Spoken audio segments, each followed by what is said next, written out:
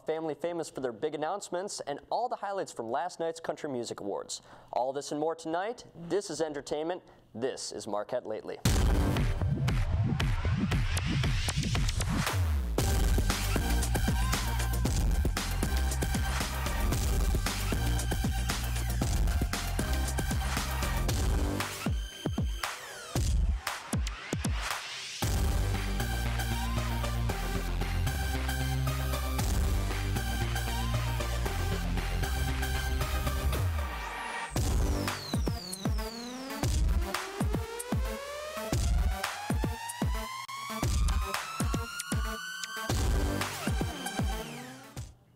Can't picture what taxi drivers do in their off time? Jessica Clark has the inside scoop on a driver with a voice that will shock you.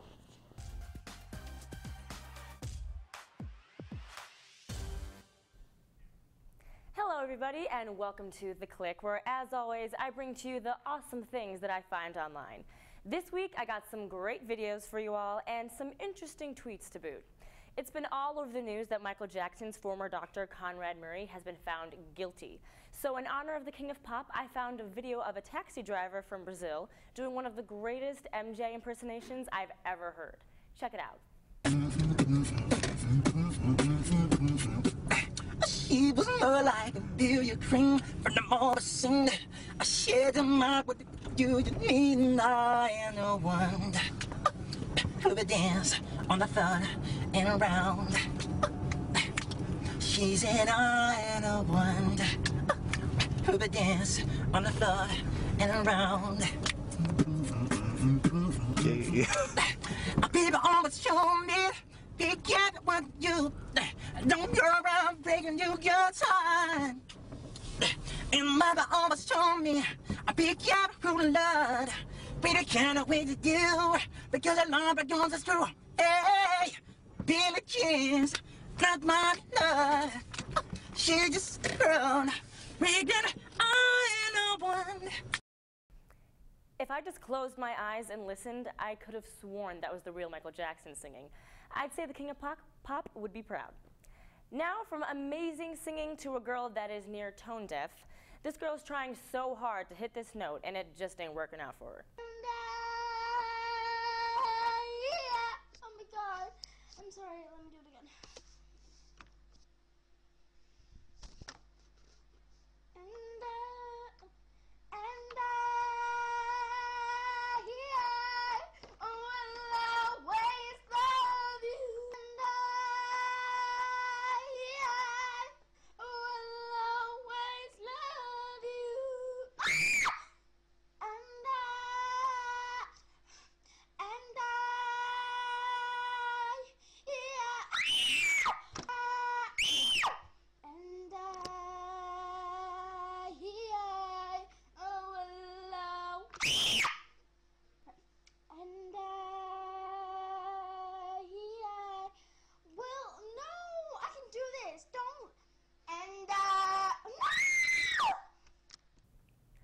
Sorry girl, but there is only one Whitney Houston in the world, and it surely is not you.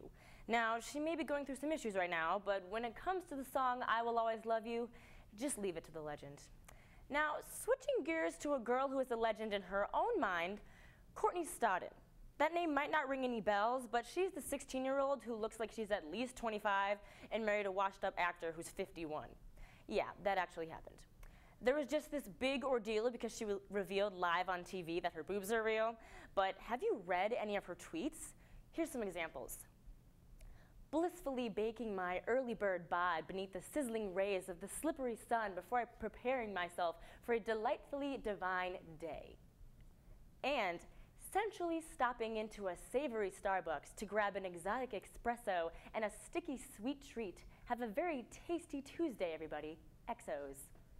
Now, I'm not sure if this girl is even real. Who says that, honestly? But at least now we all know that she doesn't have implants, because that was important news that we were all just dying to know, right? Well, that's all I have for you guys this week. Thanks for watching. I'm Jessica Clark, signing off from The Click, and I'll see you next week.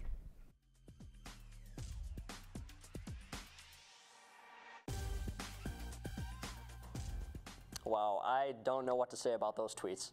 Well, I think we'll be even in more shock when you hear this big announcement coming from a famous family. Kristen, tell us more about this. That's right, Kevin. Hey everyone, I'm Kristen Powers with your reality moment for the week. This week we got an announcement that will just blow your minds away. Check this out. We are expecting number 20. 20? Yes, you really are expecting we are. again? We're so excited. How did that happen? The Duggar family is famous for overpopulating the planet and basically being a living, breathing birth control ad with their TLC reality show 19 Kids and Counting, or as it's soon to be called, 20 Kids and Counting. Yep, the 45-year-old Michelle Duggar is expecting another little bundle of ratings. If you actually watch the show, then you'll probably know that the last baby born to this clan was premature by just 25 weeks. Probably because babies are coming out of Michelle like it's a slip and slide. Their reasoning for having another kid was because they didn't want to have an odd number of kids. Sure, why not? At this point, who's counting? All I can think about is how in the world are they going to send 20 kids to college? As for now, 19 Kids and Counting is ranking in the ratings, and at this moment, they're making it rain. I'm curious to see how many more kids will come out of this lady by the end of the series. In other news, many of you Dancing with the Stars fans have probably been wondering how one of the weakest dancers has lasted this long before finally making her way towards the limousine for the last time. Well, her time is now over. Nancy Grace couldn't make a case and stay another week on Dancing with the Stars. Just 6 days before the semifinals, Grace got booted off. The 52-year-old HLN host was shocked when her name was called, but she thought that her jive could take her to the top.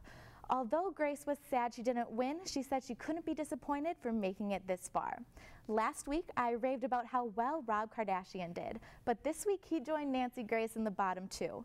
Personally, I hope he steps up his game and wins this whole competition. The question for next week will be whether Lake and Martinez still have it in them to produce some more winning performances. These two ladies can actually dance, so we'll see who takes the winning title home.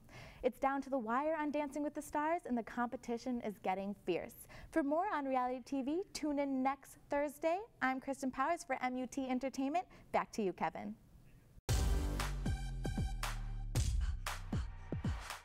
"20 kids, I don't still know how they're able to do it." When we return, we will be joined by the twins who always have an opinion worth listening to when we return with Real Talk. Don't go anywhere.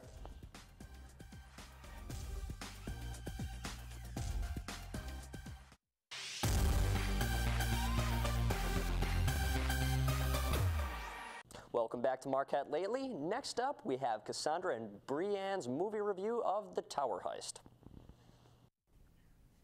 Hello everybody, I'm Cassandra. And I'm Brianne. And this is Real Talk. So this week we went to go and see Tower Heist, which is a brand new comedy starring Ben Stiller, Eddie Murphy, Matthew Broderick, Casey Affleck, and just when you think it's sounding good, then you hear it's directed by Brett Ratner. Yeah, Brett Ratner, the guy that effectively ruined the X-Men franchise. Yeah, I don't think Bryan Singer was exactly too happy about that. X3 was a terrible movie, and unfortunately, I don't think Tower Heist fares much better. The thing that really ticks me off about Tower Heist is that Eddie Murphy is actually billed as the star of the film. However, he doesn't come into the movie until halfway through. And even then, he's only in about 20 minutes of the picture. Yeah, this really wasn't the comeback that they were hoping it was going to be. Unfortunately for Eddie Murphy, this wasn't Dreamgirls. He wasn't featured in a prominent role here. And he and Gabourey Sidibe, who was actually the star of Precious, were the two best actors in this film. They were absolutely hilarious, but they just weren't given enough screen time. Yeah, I mean, I thought Sidibe was actually going to be pretty bad. She was horrible on SNL, but really rocked it out in this one. Yeah. However, like we said, not enough Sidibe or Murphy to keep fans happy. We give this one a C+. I will not be seeing that movie anytime soon. Thank you very much, girls. Now, don't know what to do with this weekend? Well, here is Emma Goddard with the Arts Beat. Hey everyone, welcome back to your weekly Arts Beat. As I told you last week, Marquette's Hellfair Theater is opening its show Holy Days tonight. The show is about 4 individuals and their struggle to overcome both the Dust Bowl in their Kansas home, as well as come to terms with the grief that they are suffering as a family. What most people don't know is that this show will be competing later in the year against other shows. in a theater competition. That means everything that is seen on stage, let it be the lighting or the settings or the costumes, you name it, has to be crafted by students with minimal adult intervention. Go see it and you'll be amazed at the level of skill your fellow students have. The university is displaying its musical talents this winter with free shows over the weekends. This Sunday, November 13th, Marquette's Wind Ensemble will be the displayed concert. Head on over to the Varsity Theater at 2 p.m. for some amazing music. And for any tryhards out there, your wait is almost over. Breaking Dawn Part 1 will be opening in a week. Get your tickets for the midnight showing ahead of time. For any dormers out there, talk to your hall directors and see if they have any tickets left over. And boys, prepare yourselves. That's all the time we have tonight. I'm Emma Goddard, and this was your Arts Beat. Back to you, Kevin. Thank you very much for that, Emma. Those all sound like a lot of fun. Now here we turn it on over to Sebastian and Catherine with one of the most romantic places to go in the world. On over to you guys. Bonjour, je m'appelle Catherine. Bonjour, je m'appelle Sebastian. Welcome to The World is Awesome. Today we're going to talk about a romantic place, stroll on the Seine. Ooh, we're gonna eat macaroons, crepes, and drink lots of wine. I'm talking you to the top of the Eiffel Tower and showing you Paris. My favorite streets of shopping are there. But to be fair, we're gonna stick to this as the Parisians do. Louis Vuitton, everything.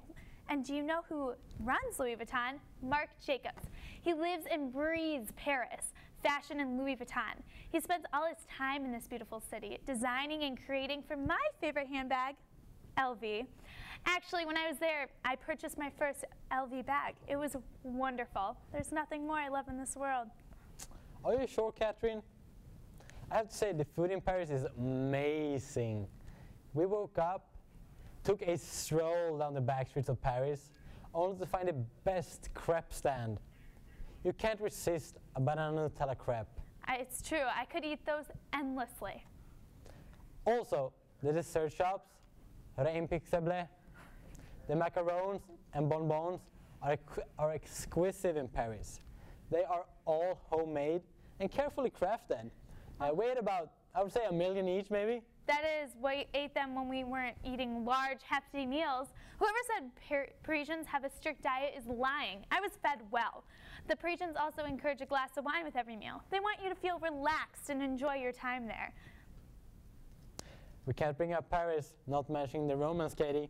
That is true. One day I searched the streets for hours to find a lock. Finally, I found a little shop that sold little locks, and I wrote my initials and my boo things. Initials, and then you lock it on this bridge, and you're supposed to throw away the key, and it's outrageously beautiful. There's millions of locks on this bridge, and it's truly romantic. It really is amazing. The feeling in Paris is so romantic. Every little shop, restaurant, or landmark has just love incorporated into it. Even the Eiffel Tower is special for me. You may think it's just an awesome landmark, but when I was there, a bride from Spain was on her bachelorette trip with her friends, had no idea where she was going, and her friends unfolded her at the Eiffel Tower. Nothing says love like Paris. Paris is definitely a place to take a loved one. I recommend any couple to go. Guys, take your girlfriend, and I promise you, she will be yours forever. Let's rate this beautiful city. Rate romance. 100 out of 10. Party. 5 out of 10. It's definitely more of a romantic trip rather than a party one. Yeah, that's true. Adventure. I would say 10 out of 10. I mean, there's so much to do. You're always walking around finding new undercover places. All right, well, that's what you have for The World is Awesome. Au revoir. Au revoir. Thank you, guys. Now stay with us, because when we return, we will be back with Cole Stenzel and some hilarious movies coming out this year. Stick around.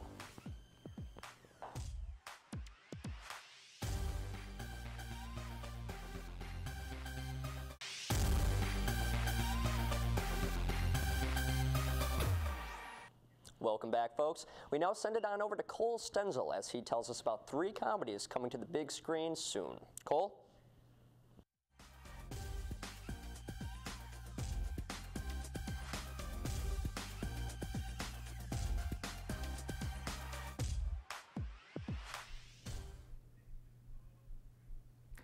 Thanks, Kevin. Well, now that the weather has finally turned on us, you might not want to spend a lot of time outside.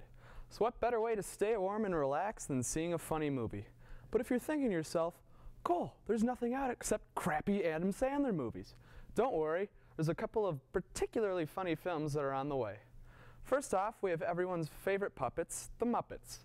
The film, set to release on November 23rd, features a star-studded cast including Jason Segel, Amy Adams, and all the Muppets we've come to know and love. The film is the first Muppets theatrical release in 12 years and the first Disney-produced Muppets release in 15 years, so expect a higher caliber comedy than we've seen from the Muppets in the past. The film also has a ridiculous amount of cameos including Jack Black, Lady Gaga, George Clooney, Zach Galifianakis, Ricky Gervais, Katy Perry, Ben Stiller, and the list goes on and on. So be sure to check it out this month. Next up, we have a reboot of an old classic, 21 Jump Street. Jonah Hill stars alongside Channing Tatum as two police officers that have been selected to go into a high school undercover in order to bust a drug ring. Judging by the movie's trailer, this movie looks hilarious, as it's written by Jonah Hill and guest stars Rob Riggle, Ice Cube, and Johnny Depp. The film is based off a television series that aired during the 80s, which had a similar plotline and actually starred Johnny Depp. The film is slated to release early 2012, so be sure to keep an eye out because this is a movie you don't want to miss. Further down the line, we have American Reunion, the final installment of the original American Pie series. The film, intended for mature audiences, reunites the original cast of American Pie for their high school reunion. So expect to see Jason Biggs, Chris Klein, and Sean William Scott, as my personal favorite, Stifler, tear up the screen with some hilarious shenanigans. The film is still a ways out, with an April 2012 release date, but that should give you just enough time to rewatch the original first three. Well, that's all the time we have today for the laugh track, so I'll see you next week. Back to you, Kevin.